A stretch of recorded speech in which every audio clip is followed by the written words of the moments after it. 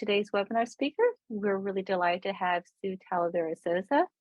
Sue is currently a postdoc at IGPP at UC San Diego. She received her PhD at Utrecht University, where she continued as a postdoc, extending her work on large-scale seismic structures in the mantle and inner core using normal modes. Today, she'll talk about this work and the implications for the LLSVPs, or large low seismic velocity provinces.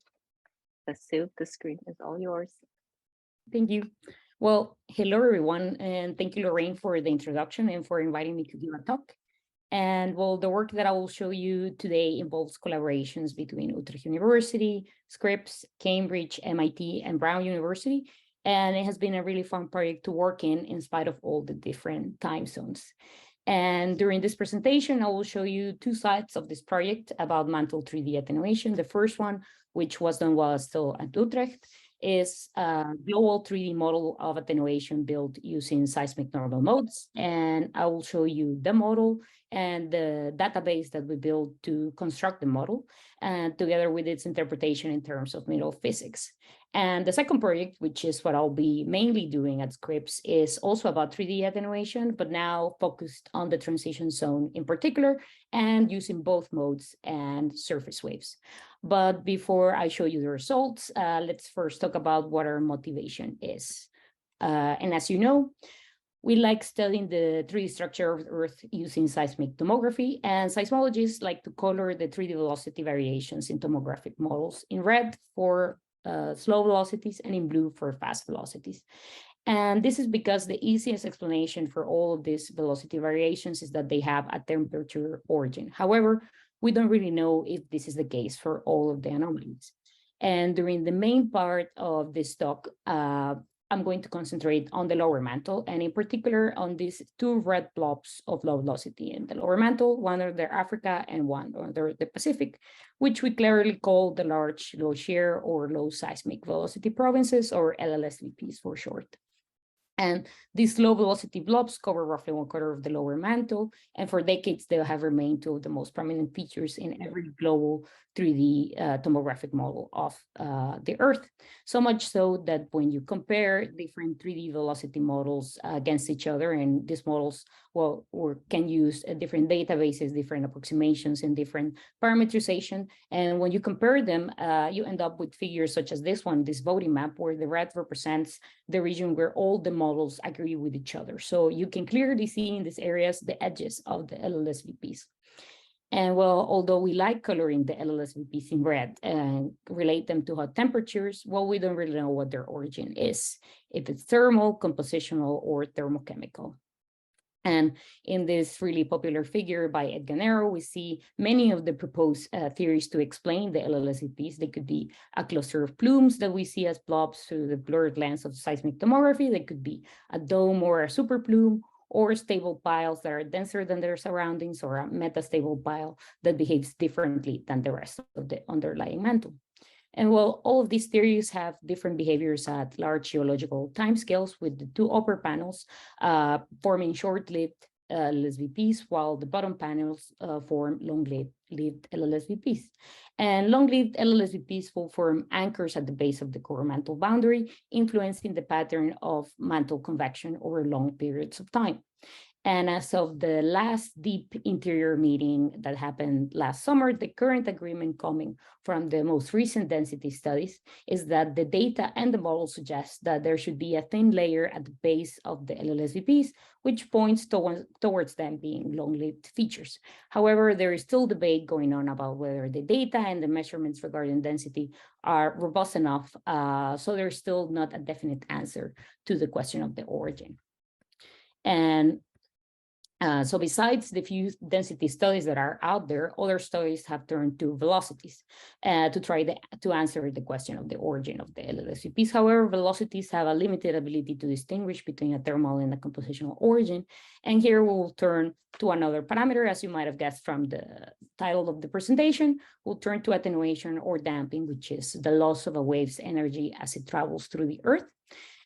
And currently, all published global 3D mantle models of attenuation only image the upper mantle. And here we built a And well, this is because they have been built using either surface waves or body waves.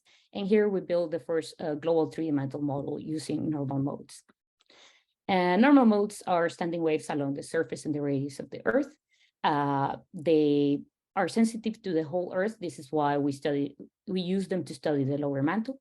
And they provide us with an exact theory that allows us to include scattering without the need of additional approximations. And we have two types of modes, spheroidals and toroidals.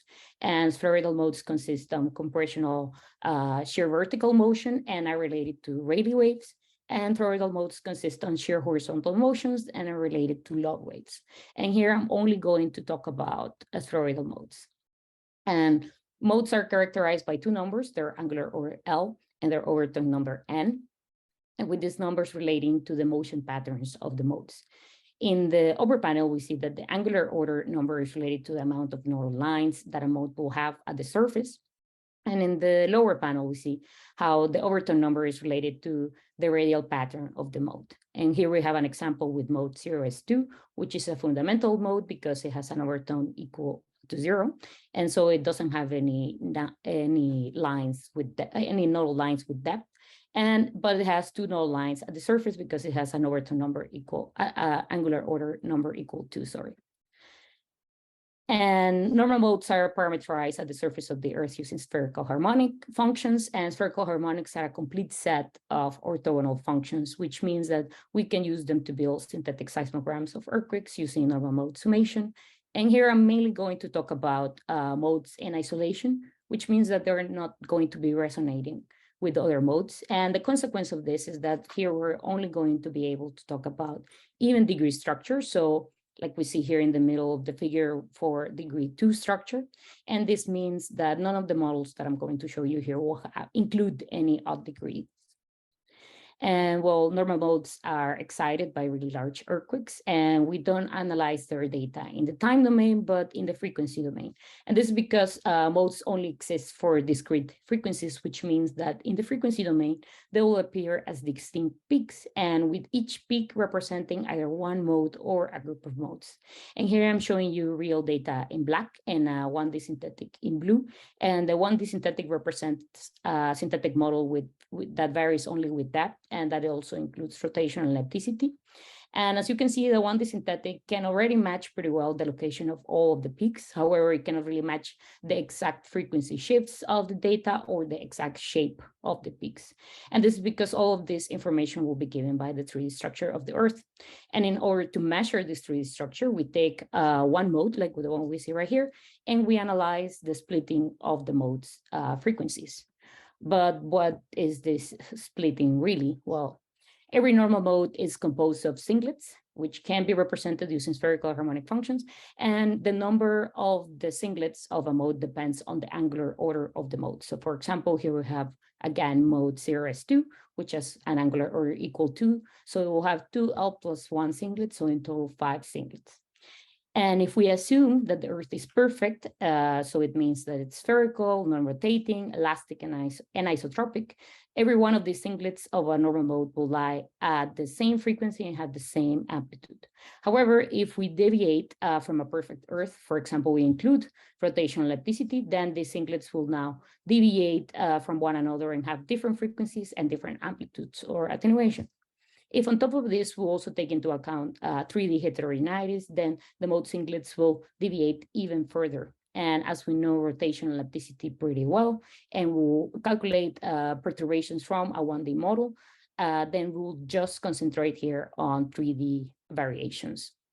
And to measure these 3D variations, what we do is that we take segments of data, such as the peak that we see in this figure, and we do this for different earthquakes, and also for different stations across the globe.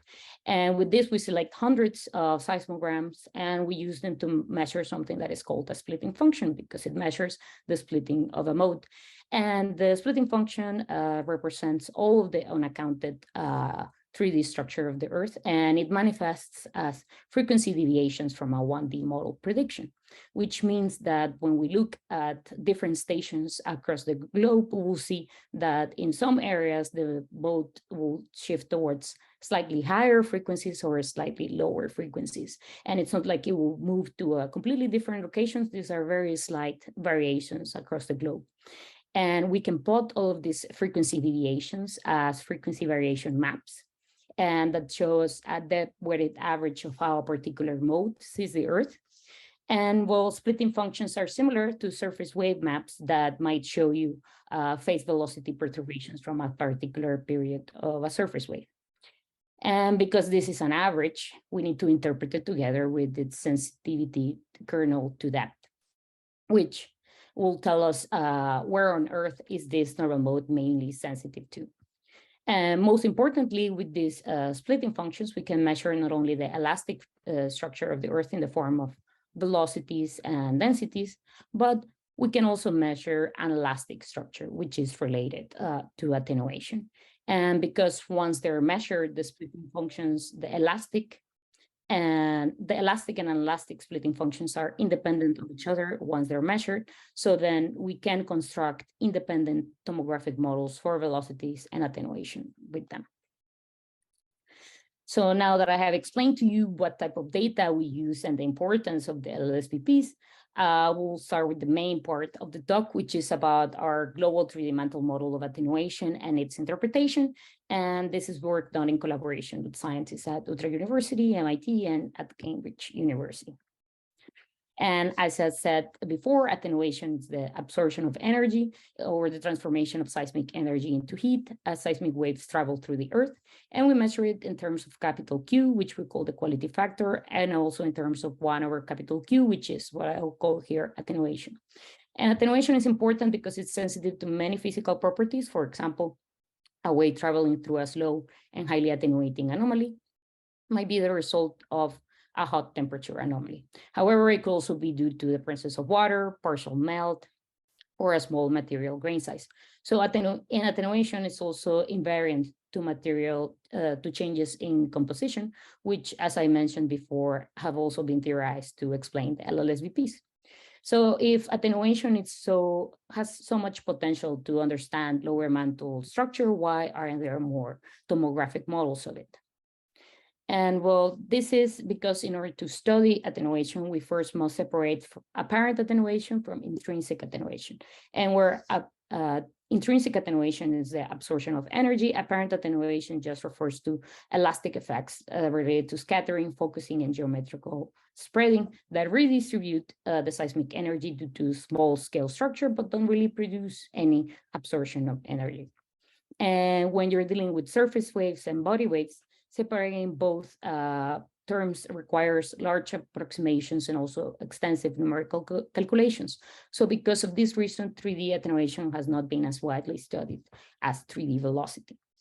And surface wave studies in particular have produced really robust and higher, and every time higher resolutions models of 3D attenuation. However, because they're only sensitive to the upper mantle, those models are bound to that area of the Earth.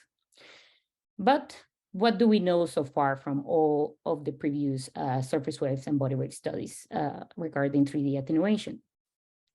Well, the current consensus in the upper mantle is that there is a strong global anticorrelation between shear velocity and attenuation, and that the upper mantle, at least on a global scale, is dominated by temperature effects. And this can be seen when we compare a 3D velocity model to a 3D attenuation model. And here, for example, we compare 3D shear velocity model S20RTS to 3 different attenuation models for the upper mantle, all using surface waves. And well, you might think that the 3 attenuation models don't really look that much like each other, especially when you think about when you compare different shear velocity models. And well, the reason for this is that, well, the difficulty in measuring attenuation and different approximations that might have been taken in each one of these models. But if we look closely, we can see that in regions that are related to high temperatures, such as ridges, we can see both lower velocities and also higher attenuation. And that in regions where we know have lower temperatures, for example, in cratons, we see high velocities and low attenuation. As for the lower mantle, in the lower mantle, there are only 3 body wave studies available, which showed preliminary evidence that the lowermost mantle has a similar behavior as the upper mantle. However, there is still no consensus in the lower mantle regarding attenuation, 3D attenuation. So here we have another perspective of the anti-correlation relationship between shear velocity and attenuation. And here we plot points across the same depth, 200 kilometers, at different longitudes and latitudes. And you can clearly see the anti-correlation between velocity and attenuation. And you can also see that this anti-correlation diminishes with depth. And this is because the sensitivity of the surface waves also diminishes with depth, in particular for this attenuation model that is QRFSI 12, which only use fundamental surface waves, which are sensitive mainly to the uppermost mantle. So now, in order to build our 3D attenuation model, we first had to create the anelastic splitting function catalog sensitive to the mantle. And as I mentioned before, we observe these splitting functions directly from the spectral data. And we do this in a nonlinear inversion, which means that the spectra depends nonlinearly on the coefficients of the splitting function. And we have to solve for this problem in an iterative manner until we converge in a solution. And well, later we'll use all of this catalog of splitting functions to build our 3D attenuation model. But for right now, let's just concentrate on the splitting function results. Our final splitting function catalog consists of 16 splitting functions that are sensitive to different parts of the mantle. We have modes that have a peak sensitivity in the upper mantle, mid mantle, and the lower mantle. For each one of these modes, we simultaneously measure their elastic and anelastic splitting functions. And this was in order to account for any trade-offs between elastic and anelastic structure. And we also measure modes that did not have any toroidals or spheroidal modes nearby, so we could confidently measure them in isolation. And we measure all of the elastic splitting functions until their highest structural degree to make sure that no higher degree elastic structure could map into the anelastic structure. And while we measured many more modes, however, we also performed tests to validate that our results were indeed robust enough. And we disregarded any observations that did not pass all of our tests. So we first performed synthetic tests to make sure, that in general, our method and our setup and the data set that we have was indeed able to retrieve the anelastic structure, which it did. And we also tested whether the correlation or anti-correlation or the absence or any correlation between shear velocity and attenuation played a role in our measurements. And this is because in all of our synthetic tests, the elastic structure was always the same. However, we changed the anelastic structure. And well, also the elastic structure is 10 times bigger than the anelastic. So it was a dominant effect. So we wanted to test whether or not this correlation between both played a role, and it didn't. So here we see an example in the input is in gray and our output is in blue. And you can see that we were always able to recover the structure regardless of the relationship between shear velocity and attenuation. And well, we were also able to put a threshold on the minimum size of the signal that we could recover with our method and our data set, which was half as strong as what we currently see in the upper mantle. So we can measure, for example, lower mantle attenuation that is not as strong as the upper mantle. And we have also tested different starting models to see if our observations were the result of a local minimum, which they weren't. And we also tested the effect of the uncertainties of the moment tensor, in particular in the moment magnitude. And this is because we expected a trade-off between the moment magnitude and attenuation. And we did this by introducing random perturbations to the moment magnitude of all the earthquakes in our catalog. And we did this both independent of the earthquake location, like we see here on the left, and depending on the earthquake location, like we see on the right, where, for example, all the earthquakes happening in ridges had an amplification of their moment magnitude. And well, using these perturbations, we again try to recover different kinds of anelastic structures.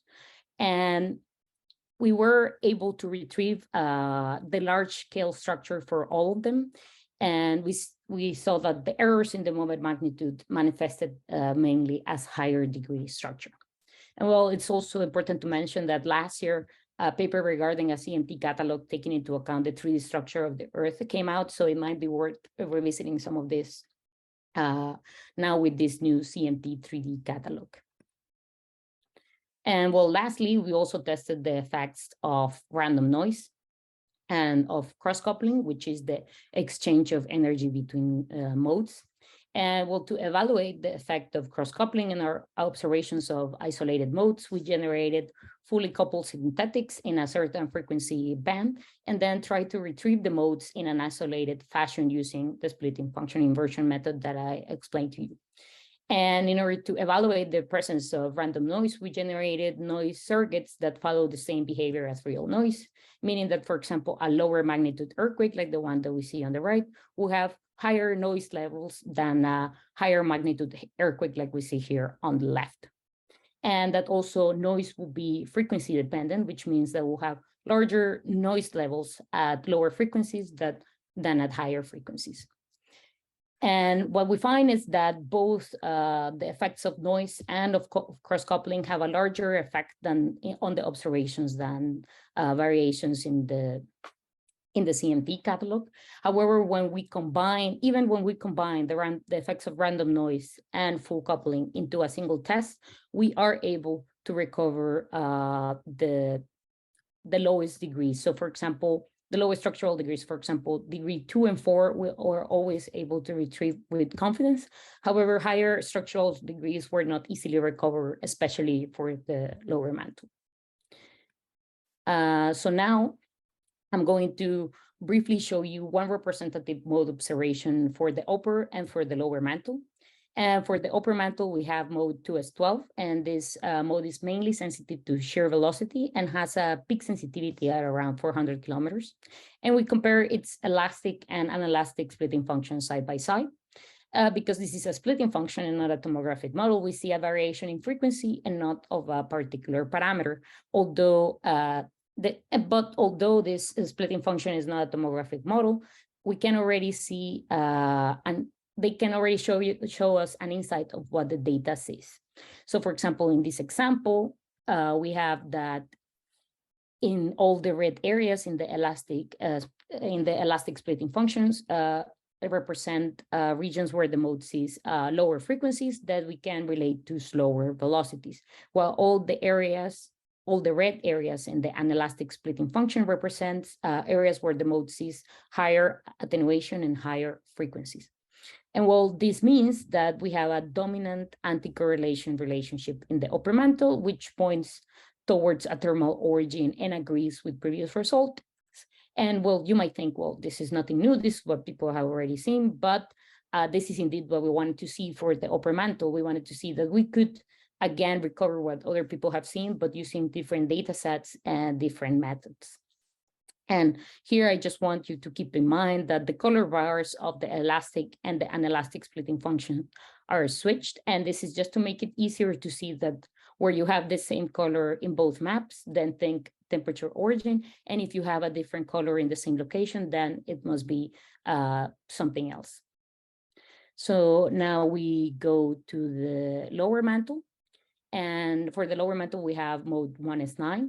And this is a mode, again, mainly sensitive to shear velocity, but that it has a peak sensitivity of around 2,400 kilometers. And well, this mode shows the opposite behavior as we see in the upper mantle, where we have areas related to higher velocities, especially in the ring around the Pacific, and also related to high attenuation. So we have high velocities and high attenuation. And well, this means that the correlation relationship cannot be the result of temperature, but it must be another physical property. And well, we'll dive more into this after we've seen the final 3D velocity attenuation model that combines all of the splitting functions. So now that we have our anelastic splitting function catalog, we can use it to invert for a 3D anelastic model. And this inversion is a linear inversion. And because all of the measured splitting function coefficients depend linearly on the model parameters. And well, this means that we'll have just one step in the inversion, and we don't need to iterate several times in order to converge into a solution. So our final model has a maximum structural degree 4 and uses 3 B-splines for the depth parameterization. And as I mentioned at the beginning, modes in isolation are only sensitive to even degree structure. So our model doesn't really have any odd degree structure. And this model has a low resolution, which is the result of us having an order of magnitude fewer splitting functions than a 3D velocity model might use.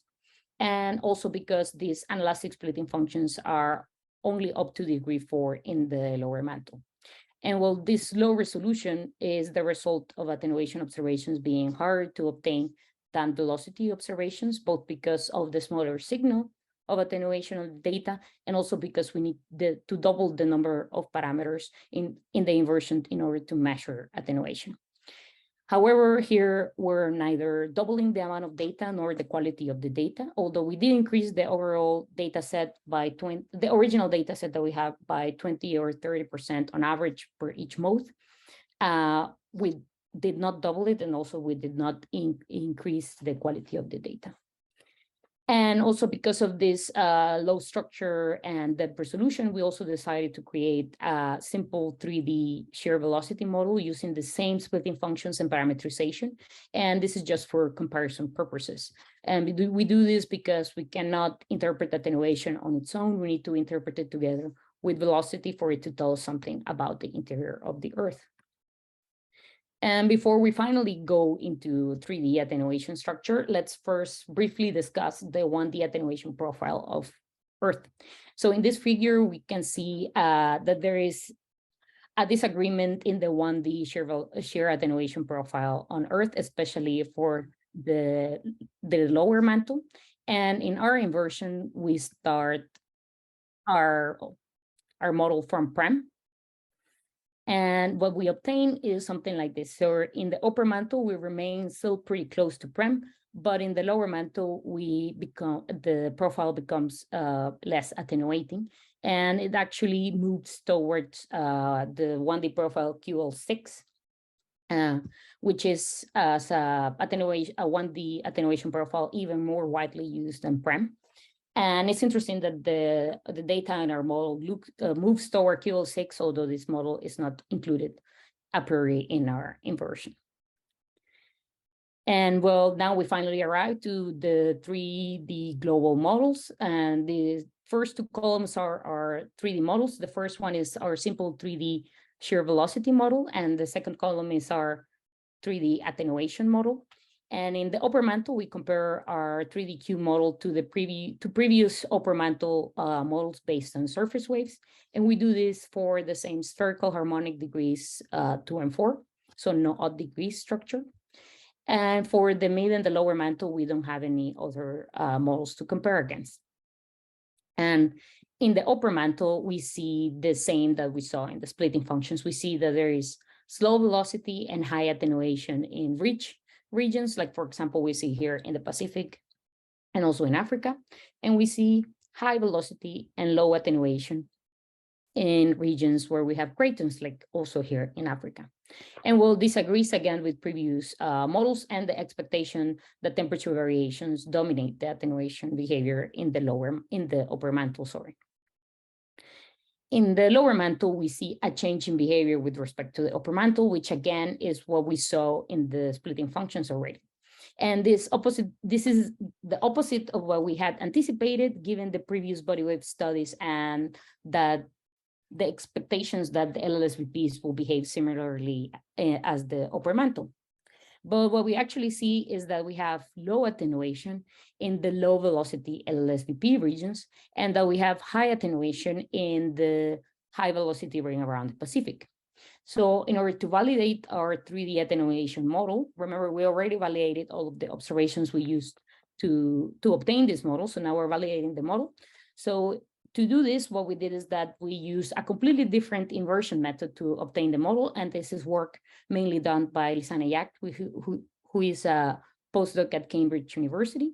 And what we use in this other inversion model, we can go directly from the data to the model instead of having a middle step of first getting the splitting function catalog and then obtaining the model. And this is a new type of inversion that is more computationally expensive. So splitting functions are still important because they tell us what to expect from the mode data before doing very complex inversions. And while splitting functions are also computationally inexpensive to include in a model. And the reason why we did not use this technique from the start is that this technique was developed and applied by Lisanne during her PhD in increasing level of complexity.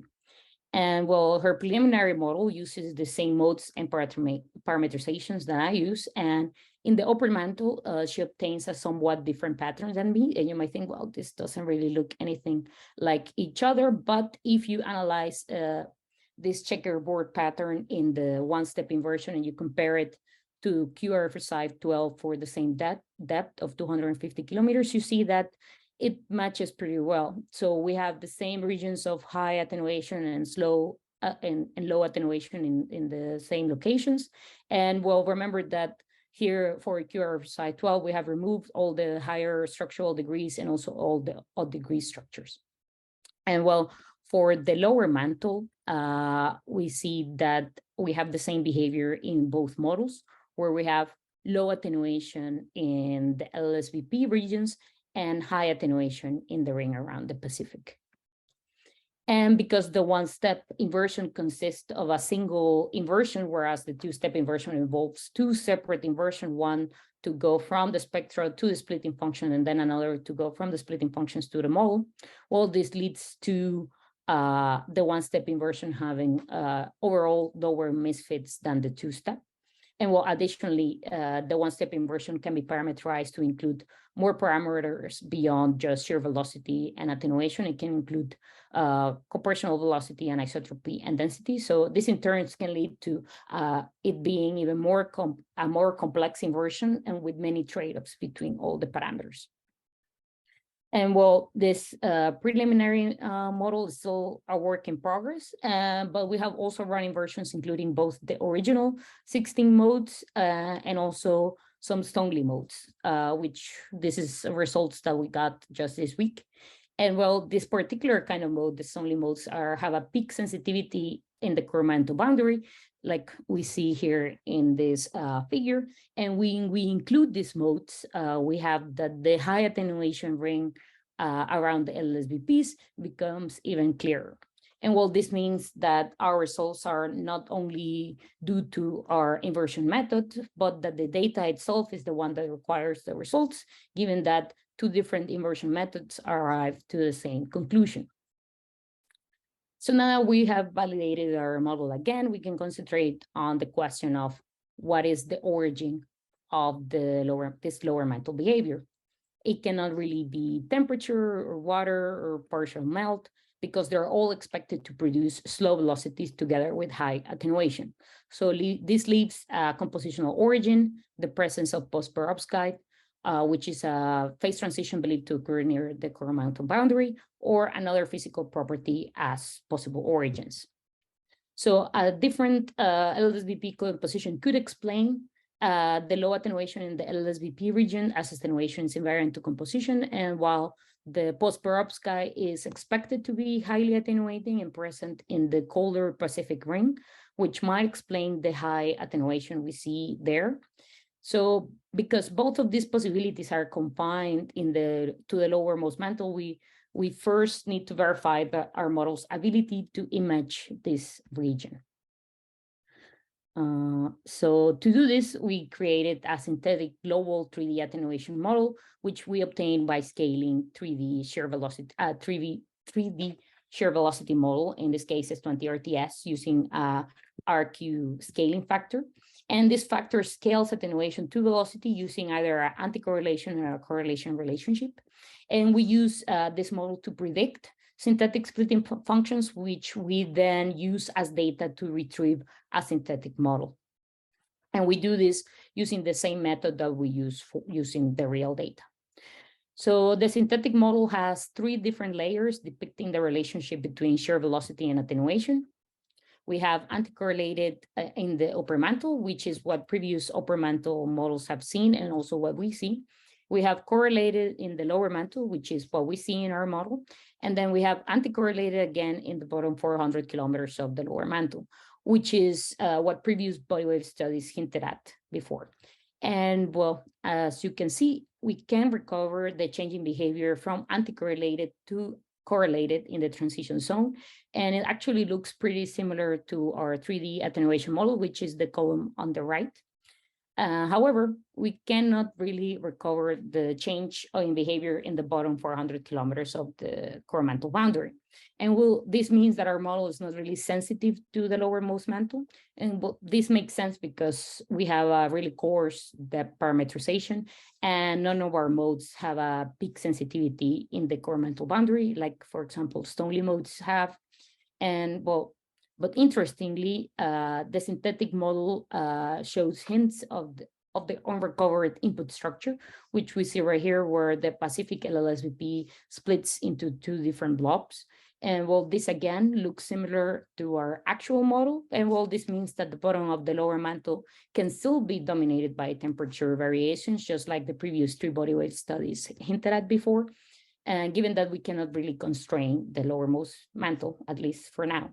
And well, this also means that neither a compositional origin nor the presence of post-perovskite can really explain our findings. So this means that another physical property must be the cause, for example, grain size.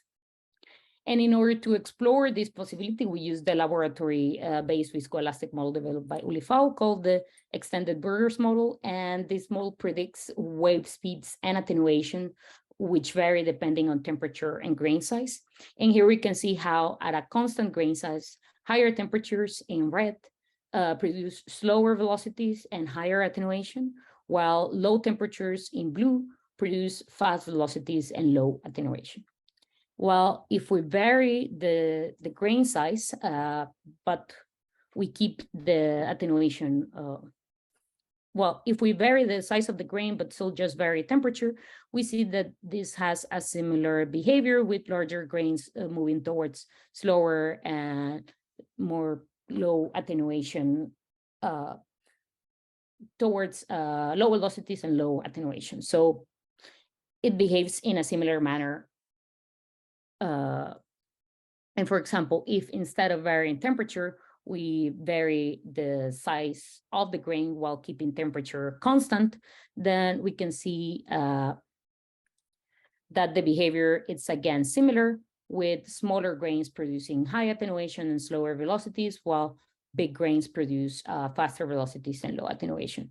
So again, well, just varying the grain size cannot really explain our lower mantle results. However, if we change both the grain size and the temperature at the same time, then we obtain the behavior that we see in the lower mantle, with large grains at high temperatures producing low velocities and attenuation, while small collar grains produce high attenuation and high velocities. And well, this means that the LLSVPs can have big grains and high temperatures, while the ring around the Pacific can have small grains and low temperatures.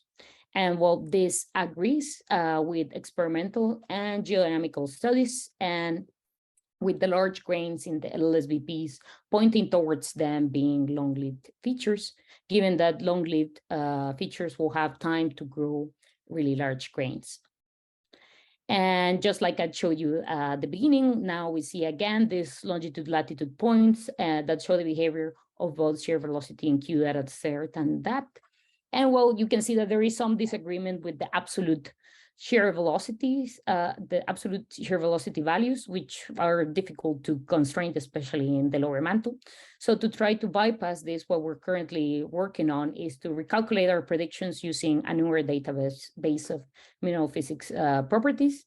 So the absolute velocity shifts, well, this shift will be more in the other direction, but just to give you an idea of how we expect these things to see, and still showing the same behavior that I just explained. And well, to summarize, our 3D attenuation mantle model shows a different behavior in the lower mantle than in the upper mantle. While the upper mantle can be explained mainly by temperature variations, the lower mantle needs to be explained by a simultaneous temperature and grain size variation, with the LLSVPs being hot, large grain regions, and the Pacific rim being a cold, small grain region.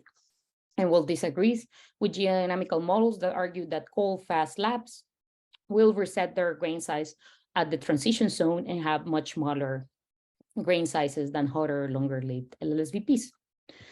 So this is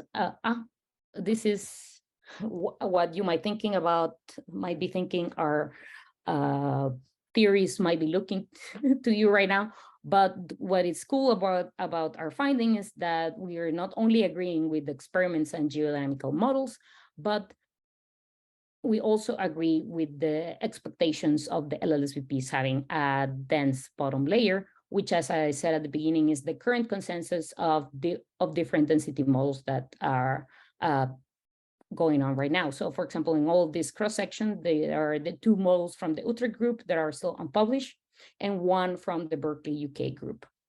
And the 3 of them point towards there being a 200-kilometer tall dense layer at the base of the LLSVPs.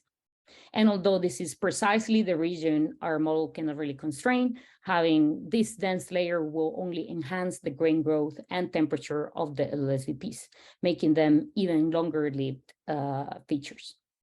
So now we've reached the end of our lower mantle results, and well, we move on to the transition zone, which is the next step of this project, and the main project that I will be doing at Scripps in collaboration with Utrecht and also Brown University.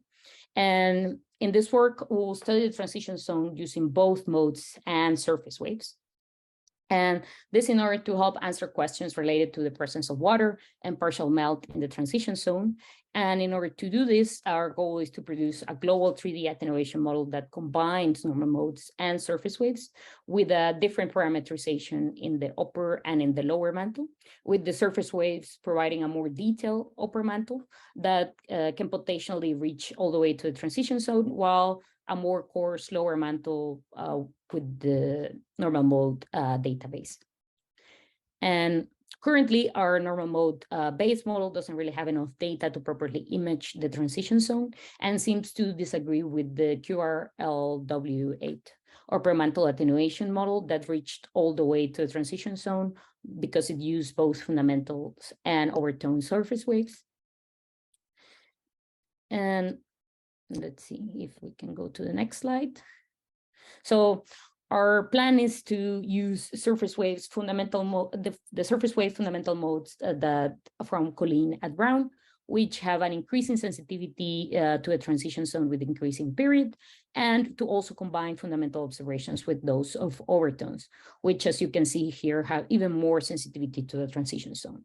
And we'll emphasize in the surface waves, which are more sensitive to the transition zone. And we will also want to enhance the surface wave database. And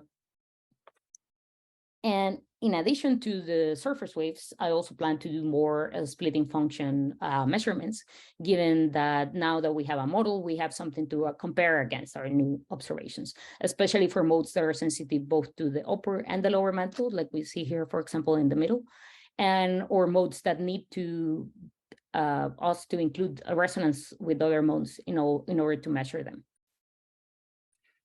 And although our ultimate goal is to enhance the surface wave and modes data set, first we will do an inversion directly from our current surface wave and splitting function data set in order to first understand how to best parameterize the data, and also to see their current agreement in the transition zone. And to do this, let's just do an exercise of comparing surface wave maps to splitting function observations. So for example, the brown data sets consist of fundamental surface wave observations up to degree 12 for both even and odd degree structure.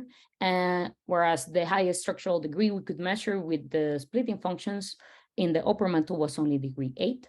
So for example, let's remove all the degrees higher than 8 for surface waves.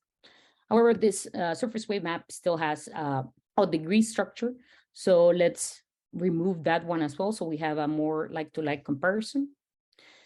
And well, now we have that the Rayleigh wave observation has a peak sensitivity at around 100 kilometers of depth, while our upper mantle normal mode observation has a peak sensitivity at around 400 kilometers. So they're imaging different regions of the upper mantle, which makes sense given that mode 2S12 has a period of 360 seconds, which means it's sensitive to deeper in the upper mantle, and that the 75 seconds of the, it has a deeper sensitivity than the 75 seconds Rayleigh wave. So now let's compare the splitting function to the longest period surface wave measured by Colleen, which also has a peak sensitivity of around 400 kilometers. And although both the Rayleigh wave and the mode are sensitive to the same depth, they're still 100 seconds apart. So this might be the reason why some of the features we see in both maps appear somewhat shifted with respect to each other. And well, this could be the result of attenuation being frequency dependent that before we didn't really include as something we need to worry because the modes have had all a similar frequency. But now we're planning on including also surface waves, so we need to incorporate the frequency dependence into our model, which we can do by adding another parameter into our inversion. And well, understanding this frequency dependence parameter will also be easier in our simple map to model inversion. And when we have all of this working, we can also think about also including maybe body waves to improve our lower mantle resolution. And well, now I leave you with a summary slide of our 3D attenuation model and its interpretation. And well, thank you very much for your attention.